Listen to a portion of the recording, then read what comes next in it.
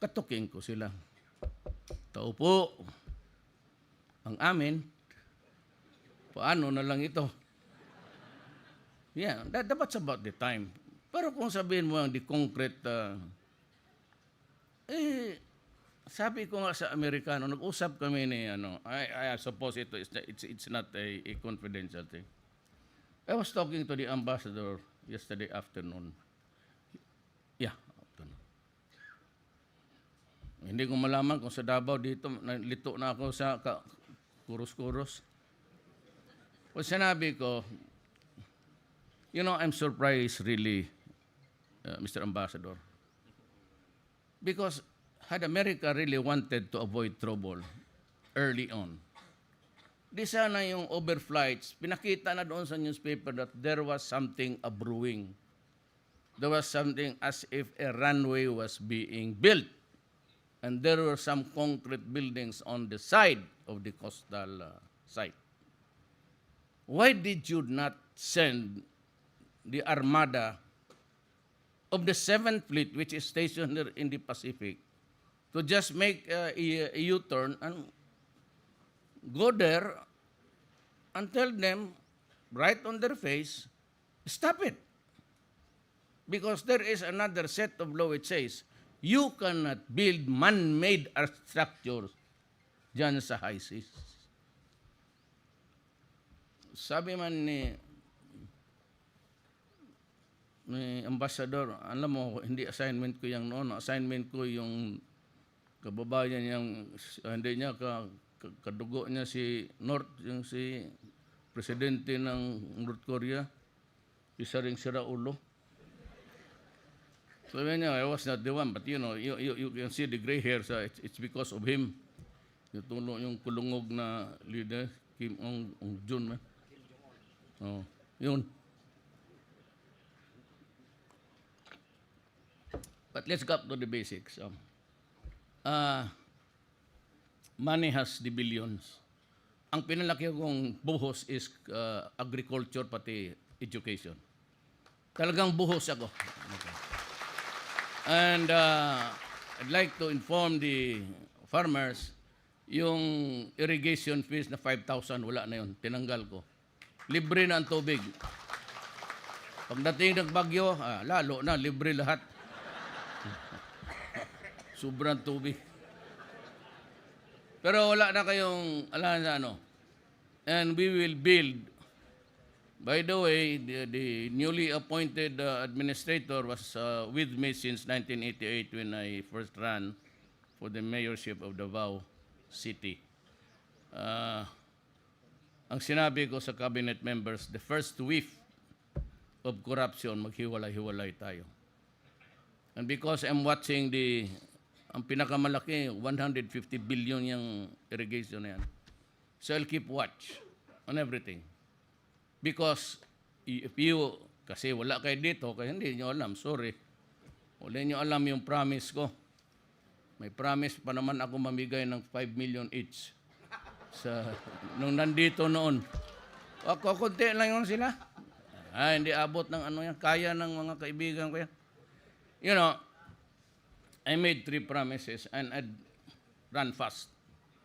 First is that I'll stop corruption. Talagang hintuin ko yan. Mamatay man lahat, putang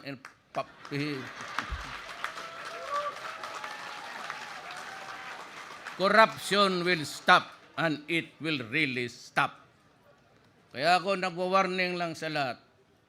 Noon, in the economic body, NEDA, it would take them about 2 to 3 years to process the papers.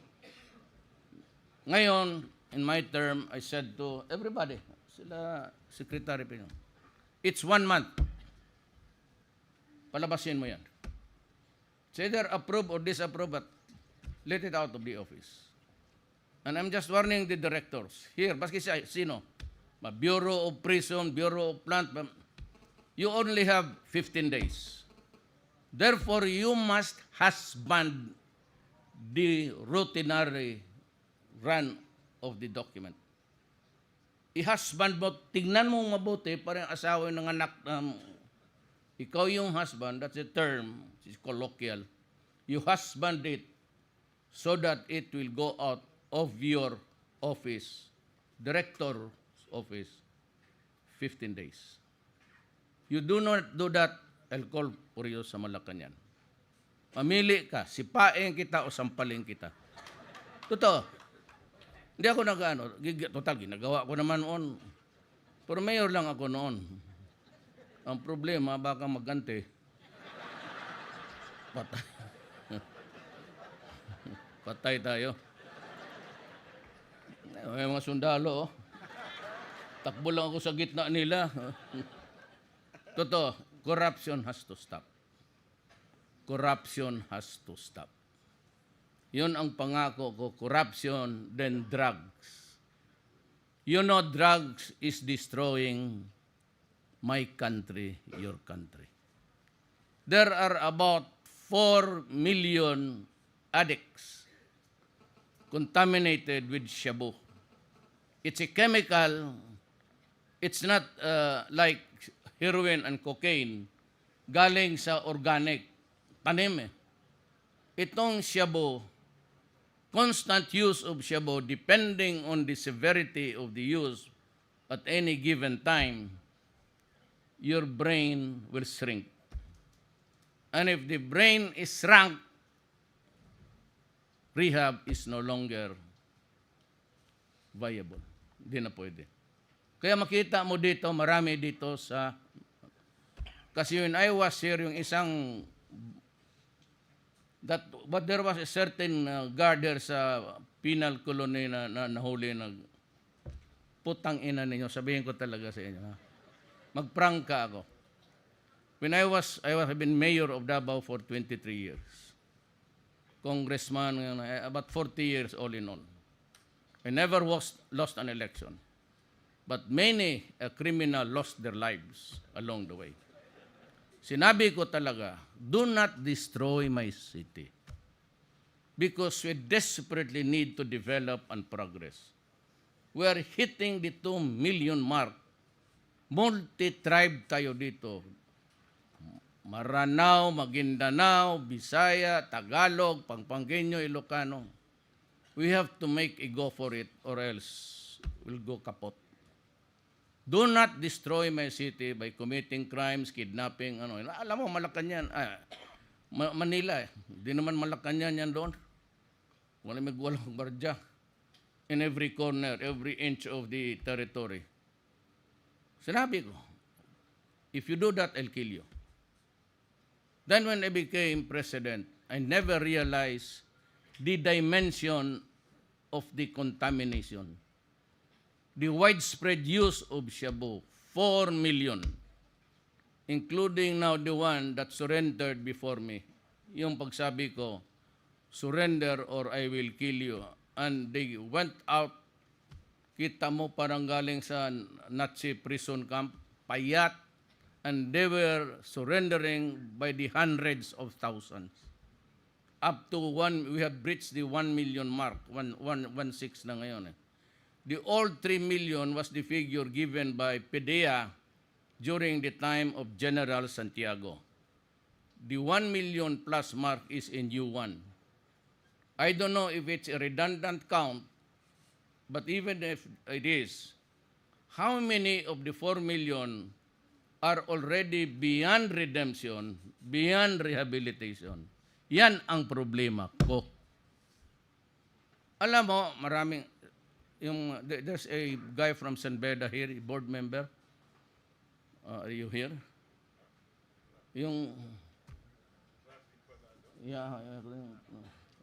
Taga San Beda, we're both lawyers, so just food for thought. You know, in criminal law, when you try a person in court or being prosecuted, it is important that we recognize his discernment. He must be in complete mental faculties. Pagka merong siak yan, liki. For example, at the time when he committed the crime, he was still good. But at the time of the trial, he no longer understands. He does not have a discernment of what is right and what is wrong. You cannot prosecute the idiot. Now, try to remember, kasi puro black propaganda naman ang alam nitong kabila. Try to remember, previous to that, there were 77 drug-related killings in the Philippines. Just for example, about 25 or 20% of them were committed by those who were already partly insane. At ngayon, mahuli mo, in the cleansing process na we're reviewing, kung ikaw yung pumatay, and the defense would say, Your Honor, we would like to make a preliminary inquiry kung talaga ba ito he can stand trial or not because he appears to be crazy. He's mumbling and he's repeating his words. Pag sinabi ng forensic doctor, I cannot stand trial, he's crazy. Who will now answer for the lost lives?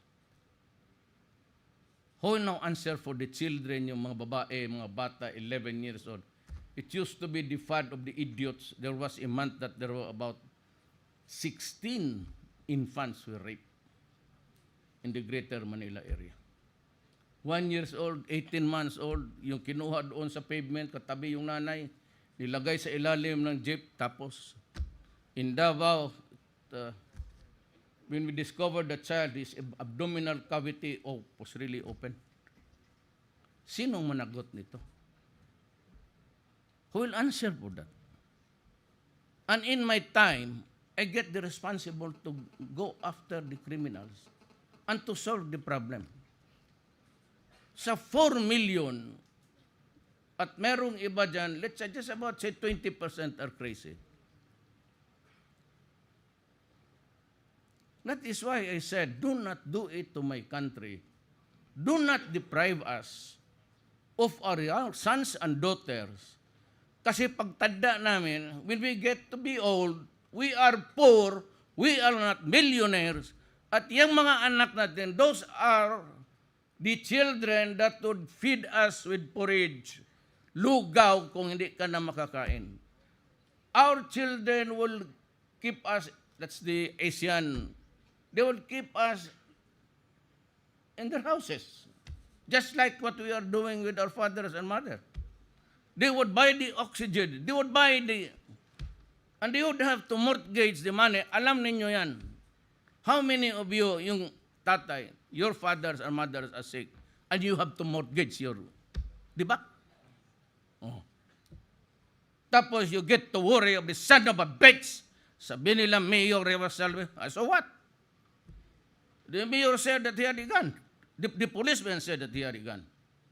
So, sino paniwalaan ko? Whom do I believe? Yung witnesses ng mga priso o yung police ko? O di ang police ko? Now they are being charged with murder. I will support them. Walang problema. Lahat, every military and police who will do his job, this is my order. Go out and hunt for them. Arrest them if it's still possible.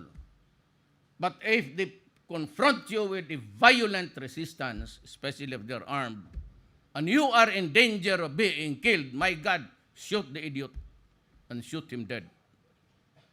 Yan ang order ko. Pag yan ang sinunod ng police pamilitary, huwag kayong matakot. Ako, I, and I alone, will be liable for that. They are just obeying my order. So any policeman or military man charged for killing those bastards, they will have my protection. Do not, you can charge them with anything. Mag-exhibition ako. Alam mo kung ano, Congressman? They go to court, and I said, no more trial. Plead guilty. Guilty. Then, dalhin mo doon sa judge. Pardon. Absolute. There's in the Constitution my only weapon also against harassment against government men. Ano? The President shall have the power, among the powers of the President, blah, blah, blah, blah. The President shall have the power to pardon and convict, either absolute or conditional, or grant amnesty. Amnesty is maramihan kung